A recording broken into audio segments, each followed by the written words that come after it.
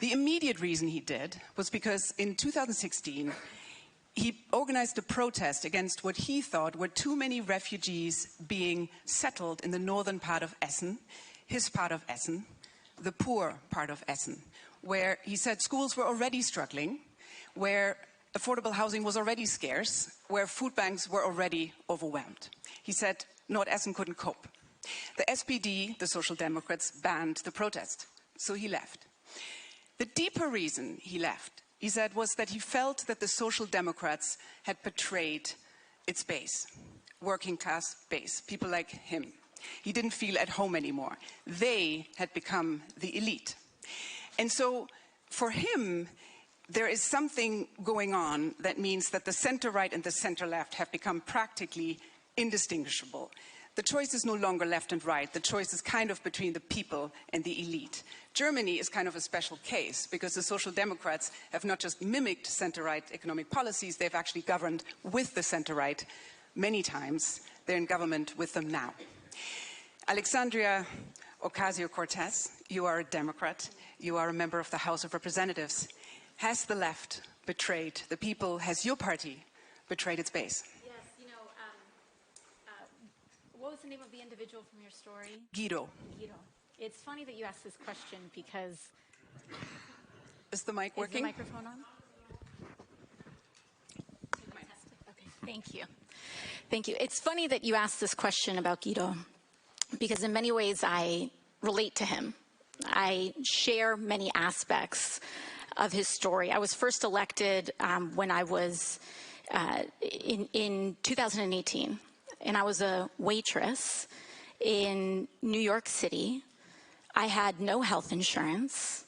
I could not pay my rent, and I consistently saw a party that championed special interests, the elite, and a Democratic Party that was very much kind of telling working people that everything was fine when it in fact wasn't. And after I was elected, I remember I was crossing this threshold and there was this closed door meeting of many high-ranking Democratic Party officials, people that you see in the news and all of that.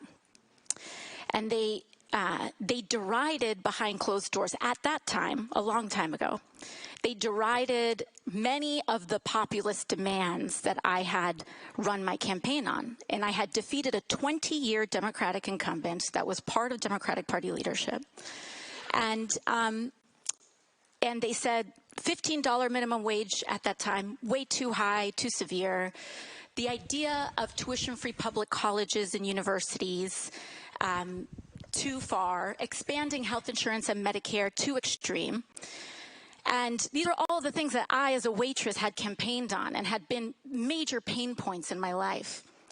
And then they said, we have to listen to working class people more. And I think that that encapsulates much of the betrayal that the working class in the United States had felt. But we have also come a long way since then. And we have a long way to go. The United States right now is experiencing a political pendulum, and depending, really, the party that is seen most as betraying the working class tends to be the governing party in this moment. Right now, that happens to be the Republican majority. But really, what we are seeing over the last 8 years, I think, has been a growing recognition that of those past errors that go back, that include military interventionism in the Iraq War, that include a recognition of NAFTA as a failed policy for many rural and working class communities. And now I think we are moving in this direction of increased recognition that we have to have a working class centered politics if we are going to succeed, and also if we are going to stave off the scourges of authoritarianism, which also provides political sirens, political siren calls to allure people into finding scapegoats to blame for rising economic inequality, both domestically and globally. So when you run for president, are you going to impose a wealth tax or a billionaire's tax? I don't think that, I I don't think that anyone, and that we don't have to wait for any one president to impose a wealth tax. I think that it needs to be done expeditiously. And interestingly, when I wrote about wealth tax recently, and of course the big argument against this is always capital flight, the US is actually uniquely placed to do it because you guys tax on the basis of citizenship, so people can't flee, you know? And even if you change your citizenship, there's basically an exit tax because you have to pay a tax on unrealized capital gains. I learned this just recently. Manfred Weber, you are the president of the European People's Party, which is a group of conservative Christian democratic parties in the European Parliament, not far-right parties, but you have recently been voting occasionally with the far-right parties, breaching the famous firewall. Do you agree with J.D. Vance, who spoke here 1 year ago and told us all that this firewall is undemocratic? And if so, do you think that your party in Germany should actually be in coalition with the AfD instead of the Social Democrats? Well, having J.D. Vance's speech of last year in mind, I 100% disagree with what he said there. And my party, the European People's Party, is a party of Schuman, of Adenauer, of de Gasperi, of those who founded the European Union. Afterwards, people like Václav Havel, of also Walesa from Poland, you know, so after the reunification. That is, in a way, the heritage of us as European People's Party. And to mention AfD in Germany, to mention nationalists in other countries, you know, that is totally the opposite what we stand for. My party, my predecessor as EPP party president is Donald Tusk in Poland, you know. He's fighting hard every day against Kaczynski, against Konfederacja, there to keep Poland in Europe and to be part of this European family. So that's our DNA. There's a clear red line. And I personally have defined it. For us, there is no cooperation possible with parties who do not follow the three pros, so pro-Europe, pro-Ukraine, pro-rule of law. Three key basic aspects which defines our DNA as EPP. But let me also be very clear when it is about the fight against populism. You mentioned a voice expressing the disappointment, the frustration, the concerns, the fears of citizens of this European Union. The basic thing is to win against populism is to give proper answer on their concerns and to take it serious. And this week in the European Parliament we voted on a safe third country concept. So to make our external borders against illegal migration, against the fight against the mafia there in the Mediterranean Sea, to make our borders to protect them. And the socialists were not capable, so center-left in Europe were not supporting this strict implementation of rules agreed by the overwhelming number of member states in the European Union, proposed by the Commission. So I don't speak about radical right extreme positions, I speak about the proposals from the European Commission, and the socialists were not ready to support this. So what can I say? I cannot continue to follow a quite left-leaning political approach on migration, which is obviously European-wide, feeding extremism and populism. That's why the basic thing is to answer the concerns and to give proper, serious, center-based answers. What would you say to Guido when he says, look, the AfD is now the second largest party in Germany. In some ways, it's more aligned in some of its policies, particularly on immigration, which is why your bloc has voted with them on occasion, than the SPD, which is only on 16%. When he says you are ostracizing a significant part of the electorate by basically ruling out a coalition government with them, do you stick by that firewall, or do you think that actually in the foreseeable future, where the AfD is now, it will enter government sooner or later? Again, firewall is there and exists. I personally, as EPP group leader, kicked out Viktor Orban of my party because enough was enough. And today Viktor Orban is far away from any kind of common sense on this. He's campaigning against the support for Ukraine. So he's far away from this.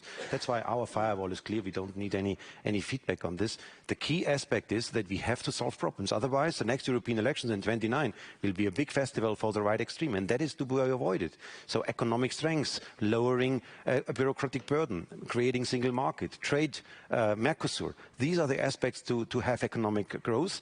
And my main question to Guido would be, do you really believe this bullshit the AfD is telling you? Do you really believe this? That without Mercosur we should have in Germany, with your working place as an industrial country who is benefiting much from export, do you really believe that without Mercosur we have better economic situation for you personally? Or on migration, sorry, have a look. We reduced now the number of illegal migrants by 80% together with Giorgia Meloni in the Mediterranean. I was also in contact with her and we delivered on this. So please see, if you vote for the right, send the right people, we solve your problems. That would be my message to Guido. Mercosur is a good segue to Latin America. Diana Fernandez Molero, you are not a member of Javier Milei's party, but your party supports him, you support him. I always found it quite confusing that, you know, there's a groundswell of anti-elitist voters who vote into power people who then end up being very rich and mingle with the elites, like, you know, Trump and the sort of tech oligarchy is a good example. It's confusing in a way. Milei has a slightly different approach, and I would love to hear from you what anarcho-capitalism, which is sort of his slogan, what that stands for, the kind of capitalism he's going for. Because on the face of it, superficially, it's a little bit reminiscent of Musk and Doge, you know, the chainsaw. So what does it mean? And how do you serve the people with the market? Well, it's an interesting question what you made, because that's exactly, many times Milei got confused, no? Because anarcho-capitalism has nothing to do with what is going on in Argentina. We are having a capitalism of rules, because what we had before wasn't capitalism, was chronic capitalism. And that's a very, very important thing. So what we are trying to do, the government and the ones that support these reforms, we are creating a capitalism for the people. And that's the opposite of anarchy. It's capitalism of rules, but rules that benefit the people. And let me be precise about it. You have like populism that can be economic populism or political populism, Dornbusch or Mueller, basically. So if you go to economic populism, you have the recipe that many Latin American countries applied many times. That is, you know, short-term things that gives some relief in the short term, but end up being, you know, a tragedy for the future. It's like public expenditure, huge public expenditure, price control, sometimes wealth tax, and you end up the wealth goes away and you have just the tax and you don't have wealth anymore. That was something that Peronism did many times. So all these recipes then creates a cycle, no? Then you have this short-term relief, but then goes with inflation, shortage, then you have more poverty, and the cycle goes and goes. Then you have political populism, and that's different. That's a threat to democracy many times, because it's when you deny pluralism, when you say, okay, the popolo, del pueblo, the people against the others, the enemies of the people, and you also erode key institutions for democracy, free press, freedom of speech, court, judicial system, etc. But I think that Milei is none of them. I mean, maybe you cannot like his forms, his style, but it's very important when we discuss populism to distinguish in between style and substance. And I think that maybe the style, it's uncomfortable, but it doesn't make you a populist. So when you say rules-based capitalism, I mean, I actually studied economics a long time ago. The perfect market doesn't exist, of course, but the idea is that you create a competitive environment. You do not allow for the concentration of wealth, which means antitrust and things like that. Regulation is very important. Is that something that your government stands for? That's exactly what, I mean, the reforms that the government is doing is exactly that. The free trade agreements, more competition. Argentina is one of the closest economies in the world. We need more competition. So what I insist, capitalism is a bad word in Argentina, but what we had wasn't capitalism. It was capitalism for a few, for many that cannot compete with abroad, and so you can charge people extraordinary prices. A cell phone in Argentina was unaffordable. You have to go to the US to buy them. That's unfair for the people, and now people is seeing that it's working, because that's also interesting. That's why he got too much support from the people in the midterm election as well, after doing things that traditionally were not very popular. Any political advisor would have told you, oh, said that you're you're going to reduce the budget and that you're going to cut a lot of things. But this end up working for the people. So that's interesting. Free trade agreements, more competition, antitrust, all these kind of things.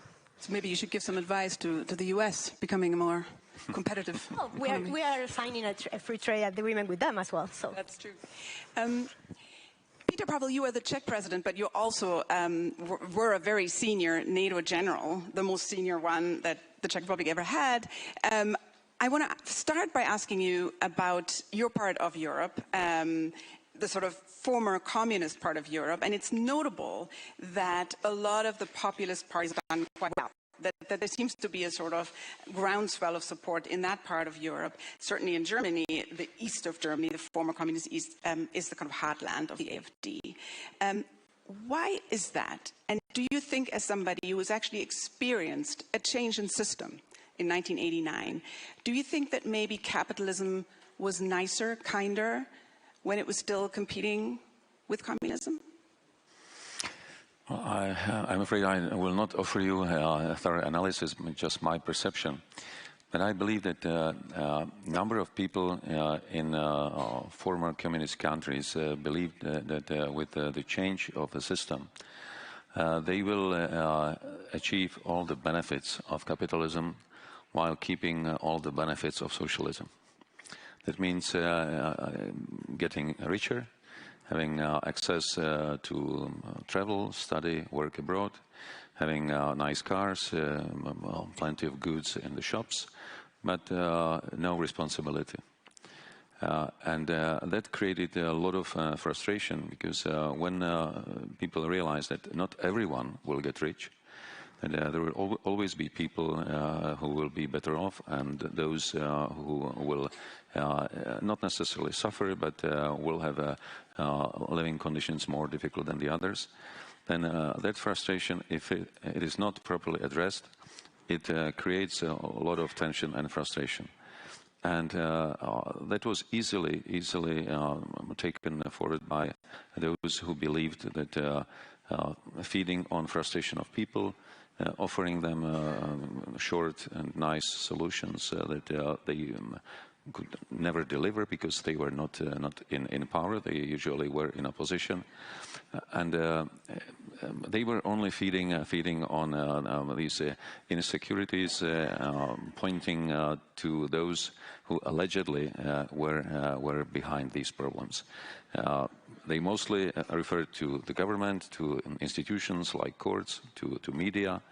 And of course, a number of people were prone to believe that their misery is because of lack of support and attention of the elites. I think it's very similar to any other country where the populism is a problem. But in general, I don't think that we should give a populism a label of some bad, because it depends how we define populism.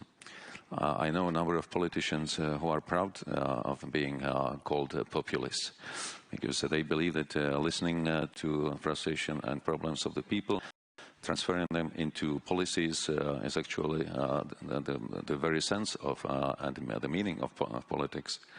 But the problem starts when this populism is turned against the institutions that are there to protect democracy. I want to sort of do one more quick round of questions about what this means for foreign and security policy, since we are at the Munich Security Conference, but then I will throw it up to open questions. So get your questions ready. And maybe I'll actually stay with you for a second. With your head of former president of the military committee at NATO, very senior job, I wonder, are you worried about the fact that next year Bardella might be the president of France, maybe in 2029 Farage is the prime minister of the UK, and then the two nuclear powers in Europe are run by far-right, nationalist, populists, whatever you want to call them? Well, first, I think we have to respect the will of people. If we live in democracies, we have to understand that not always there will be parties that we like. But at the same time, the experience is that when these people who used to be for a long time in a position on the critical side, once they are put in a position where they have the responsibility to deliver, then they suddenly understand the complexity of a situation, and they change a lot of their, let's say, extreme positions that they held before. I believe that the best protection is to have a good set of checks and balances, to have some counterweight against potential extreme moves. Another layer of protection could be vibrant civil society that can also do an excellent job, because most of those populist politicians are very sensitive to public opinion. It's an interesting point that you raised there, because it's sort of this idea of democratic resilience in a way, which in a way, if we think holistically about security, you know, it's not just defense budgets, right? It's about people voting and people feeling safe, people feeling secure and happy and represented by their governments. And I wonder, to the extent that, maybe this is something I can throw to you, Alexandria, defense budgets have been rising everywhere. You guys have been spending a lot on defense for a long time, but a lot of governments now have very serious debt problems.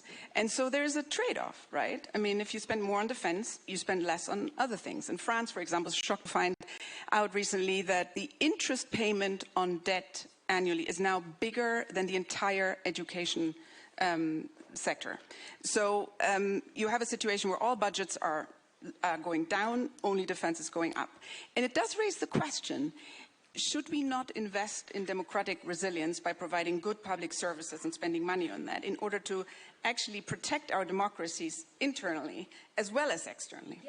Yes, that's absolutely right. You know, I think one of the connections and relationships that is under-discussed, particularly in the security space, is the fact that I believe we're seeing an economy, across economy around the world, including in the United States, that extreme levels of income inequality lead to social instability and drives, in a sense, in authoritarianism, right-wing populism, and very dangerous domestic internal politics. And that is a direct outcome of not just income inequality, but the failure of democracies over decades to deliver. The failure to deliver higher wages, the failure to rein in corporations. You know, the point was just made about antitrust. In the United States, antitrust is such a foundational bedrock value, not just because the ascent of monopolies create the abuse of power in corporations and market power, but there is a level of market concentration and corporate consolidation where a massive company can get so big that its consolidated power can rival that of nation states. And democracies, we have elected leaders. And in massive corporations that then begin to consume the public sector, gobble up these spending, they start to call the shots. And we're starting to see this with some of the billionaire class throwing their weight around in domestic politics and in global politics as well. So it is of utmost urgent priority that we get our economic houses in order and deliver material gains for the working class, or else we will fall to a more isolated world governed by authoritarians that also do not deliver to working people. And, you know, it's interesting. So this idea of, you know, in Europe, we are now spending more on defense budgets, but, you know, like I said, there are these trade-offs. I mean, we are in a situation where the group of pro-Russian countries within the EU is actually, it's still very small, but it's potentially growing. I don't know, I'd be curious to know whether the Czech Republic is halfway there. Certainly Viktor Orban and Robert Fico. You know, is the EU, in that sense, in terms of its foreign and security policy, still an entity that we can even think about, Manfred? Like, you know, what is the EU? And if Bardella and Farage, well, Farage is not inside the EU, but linked to it now in defense terms, possibly one day, you know, a junior coalition party that is the AfD, what is that EU in terms of foreign and security policy? does NATO still have a place in that case? Well, first of all, about the role of the European Union. This week in Strasbourg in the European Parliament, we voted for the 90 billion euros for Ukraine. A clear message of full solidarity with the Ukrainian people. We stand on their side. We finance the pensions, we finance now the teachers, we finance the healthcare people. So that is what we are doing there. And I think that people know it. So that's what European Union together is doing. I would be happy if we would have used the frozen assets from the Russians to pay for this, but okay, now we are on a way at least to have the money provided. So clear message. But when we speak about populism in regard to the defense and security dimension, I think first step is to deliver on the main concern about just society, about economic growth, about migration, to have control about this. But the second thing of answering populism is to show brave leadership and not following always public opinion. You know, when the German Chancellor Kohl invented the euro to make Europe strong economically, one block, which is now the second biggest currency in global level with the euro, it was not popular at all to give up on the German D-mark in Germany. Not at all. But he did it. He stood in front of people. And that were great times for my party, for CDU-CSU. Because people saw leaders who were convinced about an idea and fought for it and didn't give up the public discourse space for the populism. They dominated the discourse with their ideas for the future. And that is what we are probably lacking today. That's why I'm so ambitious to say I would love to have one president of the European Union, probably directly elected by the people of Europe on the long run. Why not? To have one person capable to be on the same level as Trump and Xi and Putin. And the second idea, I am in favor of really unifying our defense pillars in the European Union. On the long run, also a European army, where I would say we are spending so much money now, 6.5 trillion euros in the next 10 years for defense, but we have not the same capabilities than the Americans have. And that's why I know it's a long project, but again, Euro, or 7 years after the Second World War, when Adenauer said we have to make peace with France, it was also mission impossible 7 years after the horrible war of the Second World War. So we have to be ambitious again. And that are the two pillars of fight against populism, delivering on content about the concerns, but also showing brave leadership in historic moments. I hope we can go deeper in that actually in the Q&A. I'm going to ask one final question, Diana, and then throw it open to you guys, because I'm curious. I mean, we're talking about foreign policy here, and foreign policy of populist presidents, for example. I mean, looking at the pivot of President Trump to the Western Hemisphere, which has been very aggressive to say the least. Argentina has been a beneficiary, of course. How do you feel? I mean, I worked and traveled a little bit in South America, and I remember the Yankees were not super popular. This is a long time ago. How do you feel about being considered a sphere of influence and a backyard of America? Well, I think that this new involvement of the U.S. in Latin America is great news for Latin America because, I mean, it makes, for instance, Europe make harder efforts in order to sign the Mercosur European agreement. That's great news. But also... We need the push, I have to say. We need the kick. Well, you need still to go with it. But the thing is that it's better options for Argentina and for Latin America, of course, but more interested in the region. And one thing, I don't think it's just completely new, because I remember, for instance, Blinken coming to Argentina when Milei was elected. He went to the Pink House, the Casa Rosada, and stayed there, so showing some kind of, a new treatment to Latin America, because it's very important in this new era, because the United States is also looking for resilience in trade, etc. So I think it's great news, because when we align in terms of convergence of interest, I think it's great news for Argentina, because we have more trade, more investment, which has signed this new trade agreement with the U.S. Hopefully, we're going to ratify in Congress soon. And that provides more opportunities for the Argentinian people. So how can one be against that? So I think that having this new interest of the U.S. in the region is super, super favorable, because it's filling a vacuum that feel sorry before by other authoritarian powers that many times didn't like market economy nor democracy. So it's great news. Although the sort of naked grab for oil in Venezuela. Well, but I mean, I live with Venezuelan people in my country because there are a lot of exiles in Argentina living there, and I can tell you that they were really, really happy because sovereignty for them was not the oil. I mean, the fact that they have to flee away their countries, leaving their families, leaving all the, their country to live in another countries. I mean, for them, they were happy. They were, I mean, it was... Even though Machado was not made president. Or was not allowed to return as president. Yeah, because it returns hope, because what was going on was intolerable. I mean, and they try everything possible. They try everything that was possible. They try elections. They go and knock the door to multilateral organizations, but nothing happened. There was a lot of diagnosis, but nothing happened in real concrete results. So that's something that we need to take into account, because democracy also fails, or populists also come when this kind of organization fails. So we need these organizations to work again and to be more responsive to the needs, especially of the people.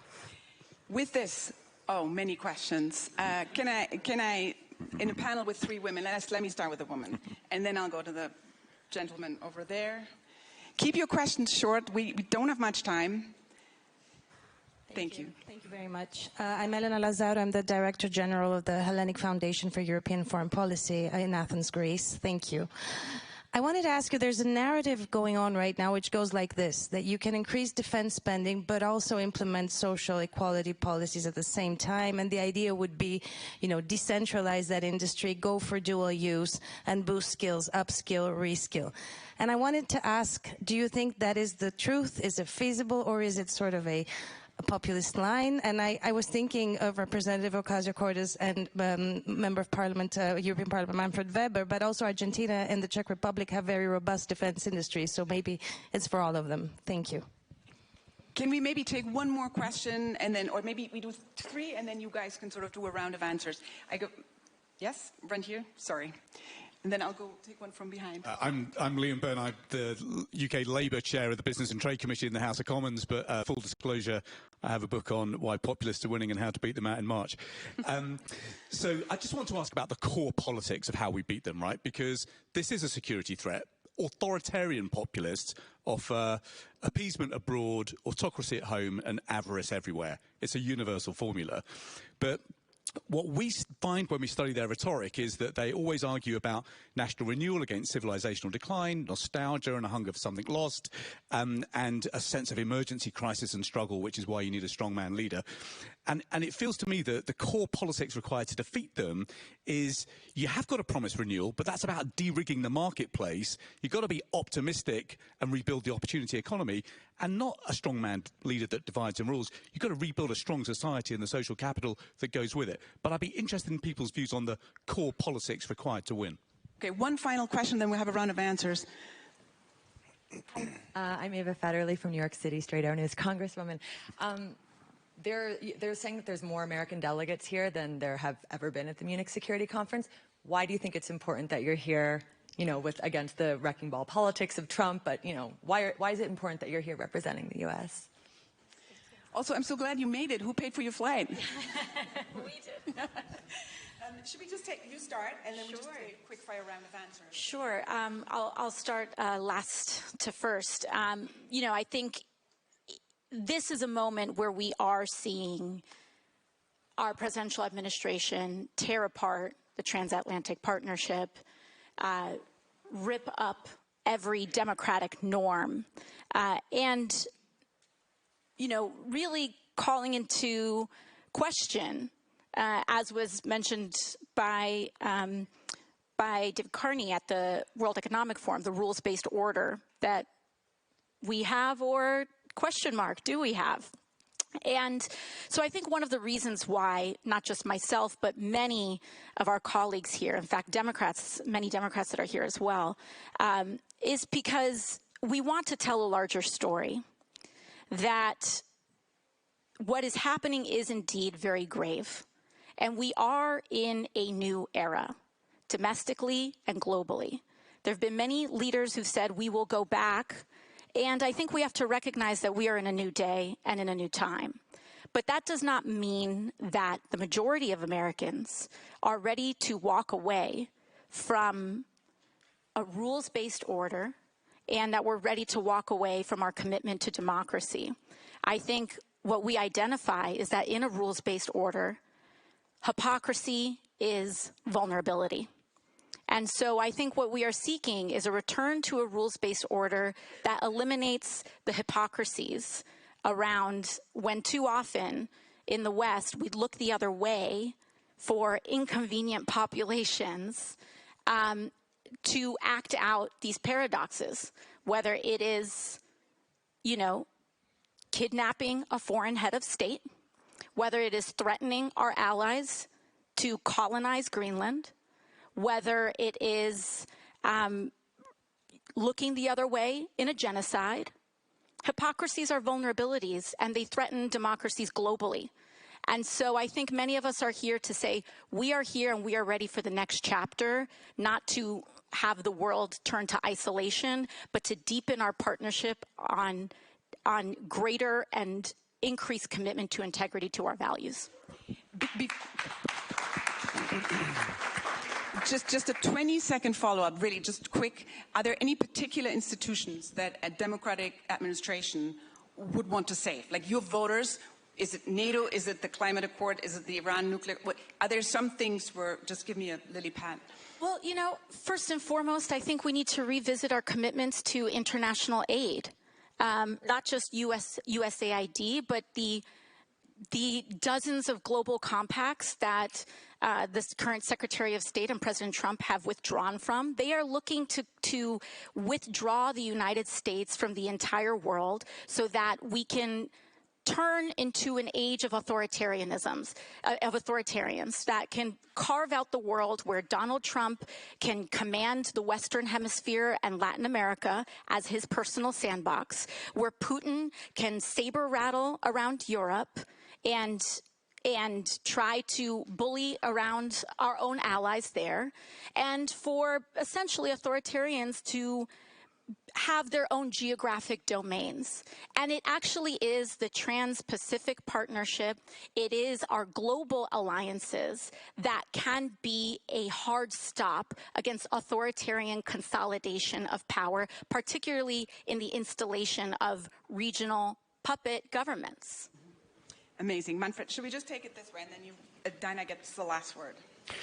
Yeah, I'm on this question about social versus defense investments, you can spend only €1 once time, so you can only do it once. That's why at the end we have to prioritize things. And having the German budget in mind, I think that's different to the American situation, but we have a healthcare system, we have a venture system, we have everything in a way from a social model perfectly organized, but we spend 42% of our GDP for social issues. And that's why I don't think, and that's the problem with the socialists of today in Germany, they cannot anymore win votes with adding social benefits, spending more money, giving you this property, this idea. We have to be in another way creative. We have to find other ways to guarantee social market economy, justice inside of a society without offering always more money and having demographic development in mind. All these problems, there are substantial changes necessary, and that will be hard to win this against populists, because that will reorganize these kind of things. But one aspect was not mentioned until now, and that is the basic thing, how we communicate inside of a society. And that is about social media. Because the biggest problem I see in democracies, in future democracies, is that we don't share anymore the same fact base. You can have a socialist offer, a green offer, an EPP offer, a liberal offer for solving a problem, but if you don't agree anymore on the facts, on the problem in a society, then you cannot have any more a public discourse about the way you do it. And that is a problem of fake news in social media from all different forms, left and right and center. Everybody's creating his bubble, his own identity. And the second problem I see there is that in social media, in our way of communication, the key core principle of democracy, and that is compromise, does not exist anymore. You only have black and white being retweeted. The boring thing of a Manfred Weber, of a Christian Democrat is to make a compromise is not retweeted because it's already, you gave up on what you promised to me because you did the compromise. Why aren't you guys pushing harder for the algorithms in these tech companies? Why aren't you regulating them? Why don't you dare to stand up to them? We did a DSA heavily challenged by Vance last year here in this speech. In his speech here, we stick to this, and we want to guarantee that this modern form of communication is democracy-friendly. Today, I would say, it's not in line with our principle of democracy, this form of communication. Nobody's pushing very hard to regulate it. I mean, this is also a failure of democracy, right? I need to be fast and ruthless here. Just a minute each. Sorry. Okay. I will first address the question from Greece. In case of Czech Republic, it's slightly easier because we are one of the most industrialized countries in Europe with a great tradition in defense industry. So if I'm cynical, I would say the stronger defense industry, the more taxes in Czech Republic, the more money for social benefits, for social policies. So it's not in a contradiction. Unfortunately, current government is not using that opportunity because EU has come with a provision that whatever is spent on defense above 2% that doesn't count into the deficit, which in fact encourages the government to increase defense spending without cutting social benefits. I think this is the way, at least for some time to go in both ways. Diana, no pressure. This is the final word. Make it good. Okay. No, well, just one thing that you said that rings a bell to me. Regulation. You said regulation.